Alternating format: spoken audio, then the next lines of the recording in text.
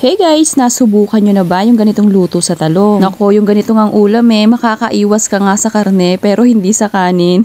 Paano ba naman napakasarap talaga nitong ipare sa kanin. So ngayong araw nga po ay meron ako ditong 2 piraso ng talong at hiniwa ko po siya ng ganyan lamang po kalalaki. Pero depende pa rin po sa inyo kung paano hiwa po ba ang gagawin ninyo. And syempre gagamit din po tayo dito ng 2 hinog na kamatis. Hiwain lamang po yan ng ganyan po kalalaki. Mas maganda po kung hinog na kamatis ang gagamitin ninyo sa recipe natin ngayong araw. Baka nga wala pa po kayo naiisip na ulam para mamaya subukan nyo po ito. Dahil bukod sa masarap nga swak pa sa budget. So ayan, sa isa nga pong kawali naglagay po ako diyan ng mantika at piprituhin po natin itong ating talong. Bali ito po ay papupulahin lamang po natin yung magkabilang side nitong talong. So ayan, kapag ganyan na po ay pwede na pong hanguin. At pagkatapos nga po maprito ang talong ay meron nga po ako dito tuyong maliliit. Hindi po ito dilis. Ang tawag daw po dito ay isdang Ingles. Pero kamukha po siya ng dilis. And syempre pwede po kayong gumamit dyan ng dilis. Nagkataon lang po na ito po yung available dito sa aking kusina. At masarap din talaga yung ganitong isda. So ayan, nung naprito ko na ay okay na po yan. At sa kapareho pong kawali dito na rin po ako naggisa ng sibuyas at bawang. Gisa-gisahin lamang po hanggang sa bumango or umamoy na itong ating bawang at sibuyas. After po magisa, ilalagay na po natin dito yung hiniwa ko kanina kamatis. Naglagay na rin po ako dito ng siling berde. Halu-haluin hanggang sa bahagyang magisa. After po nyan, pwede na po tayo maglagay ng mga pampalasa. So naglagay po ako dito ng oyster sauce,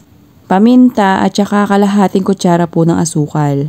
Naglagay na rin po ng konting seasoning granules. So ayan po, haluin po lamang hanggang sa magbalanse na po yung mga pampalasa na inilagay po natin dito. At mas masarap kung bahagyang lalambot itong ating kamatis. After po nyan, pwede na pong ilagay dito yung ating pinrito kaninang mga talong. Ganon din po itong ating maliliit na tuyo. So ayan, halu-haluin na lamang po yan sandali. Hintayin na lamang pong manuot or lumasa yung mga pampalasa natin. Dito nga po sa ating talong at dito sa ating tuyo. At hayaan na lamang po yan sandali at pwede nyo na po yang hanguin. Pero bago ko nga po yan hanguin ay nagpiga po ako dito ng 1 piraso ng kalamansi. Yan naman po ay optional na lang pero para sa akin mas masarap yung may konting asim. At ayan na, pwede nyo na po yang iserve. Yung ganito nga pong luto sa talong ay talaga namang magugustuhan ninyo. Kaya naman subukan nyo na rin po yung ganitong recipe.